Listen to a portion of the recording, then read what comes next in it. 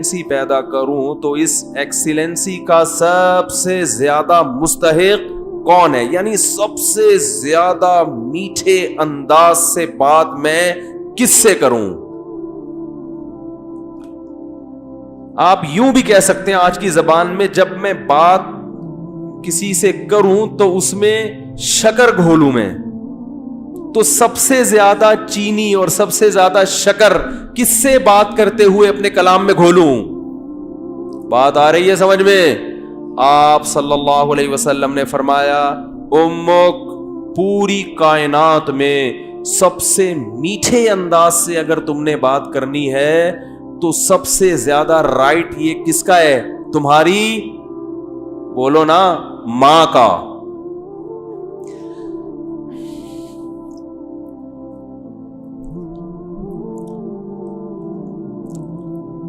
صحابی نے عرض کیا یا رسول اللہ،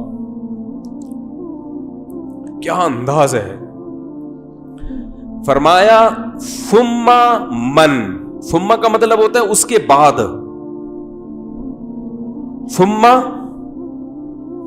من، یا رسول اللہ ماں کے بعد دوسرے نمبر پر میٹھے انداز سے، اچھے انداز سے بات کرنا کس کا حق ہے کہ میں اس سے اچھے انداز سے بات کروں؟ ماں کے بعد، ماں کا تو پتہ چل گیا، دوسرے نمبر پہ جو میں سب سے بہترین اور مٹھاس کے ساتھ بات کرنی ہے، اخلاق میں ایکسیلنسی پیدا کرنی ہے، ماں کے بعد دوسرے نمبر پہ کون ہے وہ؟ تو آپ صلی اللہ علیہ وسلم نے کیا جواب دیا؟ فرمایا امک، ماں کے بعد دوسرا نمبر بھی کس کا ہے؟ بولو بھائی، کیا عجیب انداز ہے۔ حالانکہ یہ عام عرف کے مطابق جواب سوال کے مطابق، بولو بھائی، نہیں ہے۔ مجھ سے اگر کوئی پوچھے کہ سب سے بڑا حق کس کا، میں کہوں ماں کا، وہ کہ اس کے بعد کس کا، تو میں کہوں ماں کا، وہ کہے گا میں اس کے بعد کا پوچھ رہا ہوں، اس کا تھوڑی پوچھ رہا ہوں۔ تو یہ سرسری نگاہ سے دیکھا جائے تو یہ بلاغت والا کلام نہیں ہے، یہ غلط کلام ہے اگر سرسری نگاہ سے دیکھا جائے،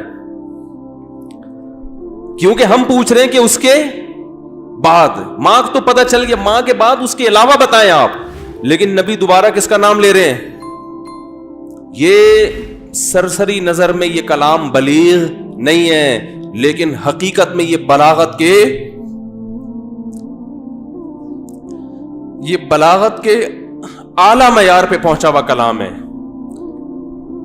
کیونکہ بات کو دل میں اتارنے کا اس سے بہتر طریقہ نہیں ہو سکتا تھا کہ ماں کے بعد دوسرا نمبر بھی کس کا ہے؟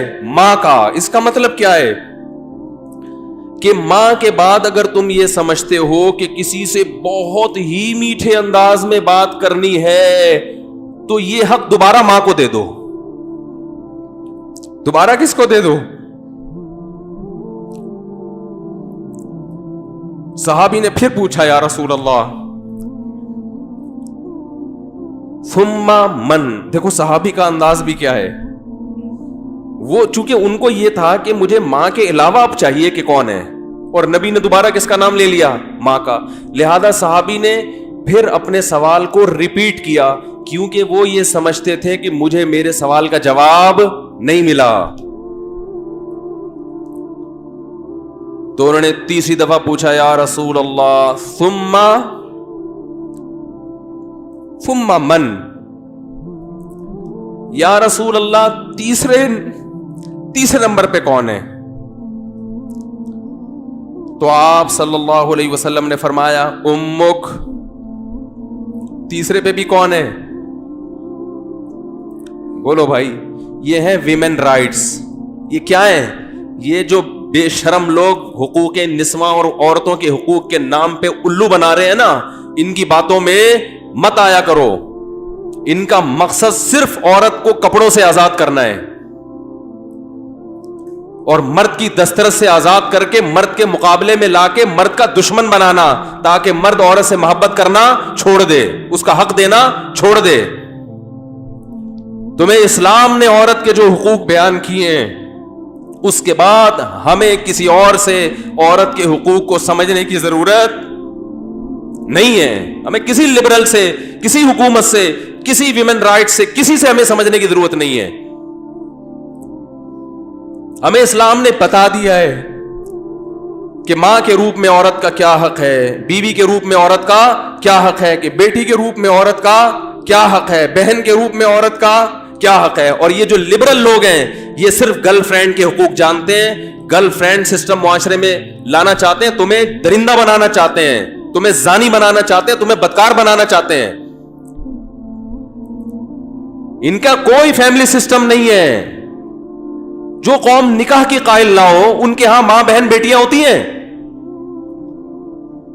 ماں بہن بیٹی, بھابھی, چچی, خالہ, ممانی, مامی, پھپھی, یہ رشتے تو شادی بیاہ کے نتیجے میں وجود میں آتے ہیں. اولاد ہوتی ہے تو یہ رشتے وجود میں آتے ہیں. پھر ان رشتوں کا پاس رکھنے کا حکم دیا گیا ہے. جن قوموں میں ہر رشتے ہی نہیں ہے تم ان سے سیکھ رہے ہو کہ عورت کے حقوق ہمیں بتاؤ. تو آپ صلی اللہ علیہ وسلم نے کیا فرمایا؟ تیسرے نمبر پہ کس کا حق ہے؟ بولو بھائی. ماں کا. پھر صحابی نے پوچھا ثم من. اس کے صحابی بھی پوچھتے جا رہے ہیں, دیکھو رک نہیں رہے, کیونکہ ان کے سوال کا جواب مل نہیں رہا کہ یا رسول اللہ آپ ماں کا تذکرہ ختم کریں گے تو پتہ چلے گا کہ ماں کے بعد کس کا حق ہے. تو آپ صلی اللہ علیہ وسلم نے ارشاد فرمایا ثم ابوک. چوتھے نمبر پہ کون ہے؟ باپ. پوری کائنات میں اگر آپ کسی سے نرم انداز سے بات کرتے ہیں, میٹھے لب و لہجے میں بات کرتے ہیں, بہت سے لوگ ہیں جن سے آپ بہت نرم انداز میں بات کرتے ہیں. اپنے باس سے آپ سر سر کہہ کے بات کرتے کہ نہیں کرتے؟ کبھی آپ نے دیکھا کہ اس نے تھوڑا سا سختی کی ہو, آپ نے آنکھیں ماتھے پہ رکھ لی ہوں؟ کبھی دیکھا آپ نے؟ ہے بھائی. ایک فوجی اپنے آفیسر کے سامنے کیسے بات کرتا ہے؟ آپ نے دیکھا کبھی وہ ابے تبے سے بات کر رہا ہو؟ ہیں میں کسی کی نہیں سنتا, میری اپنا لائف اسٹائل ہے, سر مجھے زیادہ آرڈر نہ دیا کرو. کبھی دیکھا آپ نے ایسے اسٹائل میں بات کر رہا ہو؟ سر یہ جو آپ ہر وقت کی نصیحتیں کرتے ہیں مجھے سمجھ میں نہیں آتی. آفیسرز کر رہے ہوتے ہیں نا فوج میں, چونکہ زیادہ احترام ہے اس لیے میں ان کی مثال دے رہا ہوں. ایک بریگیڈیئر آیا اور ایک عام فوجی کو سمجھا رہا ہے کہ یہ کیا کرو, یہ کیا کرو. وہ جواب میں کبھی دیکھا کہ سر یہ زیادہ نصیحتیں مجھے اچھی, بولو نا سر مجھے نہیں اچھی لگتی زیادہ ہر وقت کی نصیحتیں.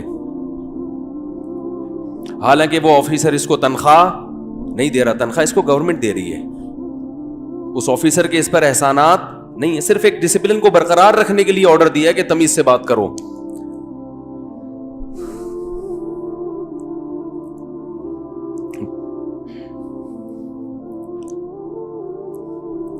اس نے آپ کے لیے قربانیاں دی ہیں,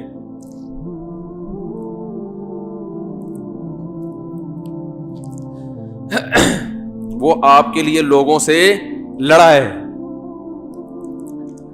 لڑتے ہیں کہ نہیں لڑتے؟ بھائی میرے بیٹے کو گالی دی کیوں تو نے؟ وہ یہ چاہتا ہے کہ آپ اس سے بھی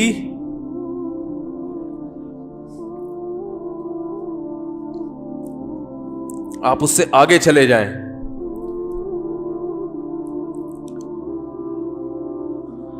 آپ کی ماں نے جو آپ کو بچپن میں محبت سے پالا عزت کے ساتھ, تو ماں کو یہ شیلٹر کس نے دیا ہے بھائی؟ باپ نے. باپ اگر نہ شیلٹر دیتا وہ اتنی محبت کے ساتھ نہیں پالتی.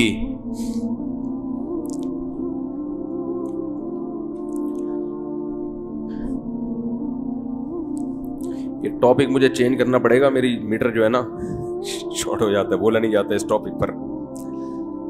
خیر ہم اپنا جو موضوع لے کے چلے تھے اسی کو کرتے ہیں. تو دیکھو آپ صلی اللہ علیہ وسلم نے کیا فرمایا کہ چوتھے نمبر پہ سب سے زیادہ حق کس کا ہے؟ بولو بھائی، باپ کا۔ اور اس کی علماء نے ایک حکمت یہ بھی بیان کی ہے کہ باپ چونکہ مرد ہے نا تو اس میں برداشت کی قوت ہے، ماں میں برداشت نہیں ہوتی، اس سے بدتمیزی کرو گے بیچاری روتی رہے گی، باپ کھینچ کے 2 تھپڑ ایسا ہی ہے نا، بھی باپ سے زیادہ نہیں اور لگا دے گا 2-4 کی، ماں بیچاری کڑتی رہتی ہے بیٹھ کے۔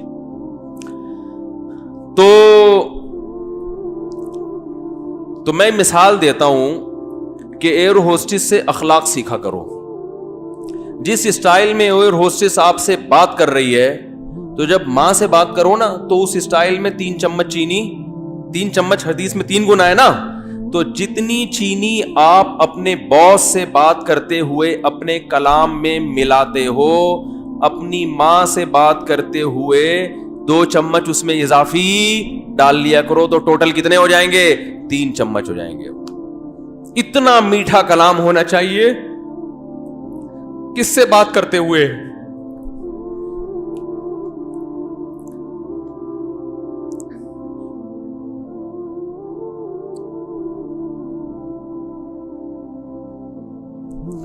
ہم نے بڑے بڑے علماء کو دیکھا ہے، ان کے والدین بالکل دیہاتی، کچھ بھی نہیں آتا ان کو، بالکل گنوار، نہ بات کرنے کی تمیز، نہ اٹھنے بیٹھنے کی تمیز، لیکن بیٹے بن گئے بہت بڑے عالم، اللہ نے بڑی عزت دی، لیکن وہ اپنے باپ کا ایسا احترام کرتے تھے، ایسا بچھ جاتے تھے باپ کے سامنے، ہم نے اپنی آنکھوں سے دیکھا ہے کہ لگتا ہی نہیں تھا کہ یہ کوئی کیا عالم ہے، کوئی مفتی ہے، کوئی بزرگ ہے۔ تو کیونکہ جذبات ساتھ نہیں دے رہے، ورنہ ایسے کچھ واقعات آپ کو سناتا۔ بھائی اللہ کا حکم ہمارے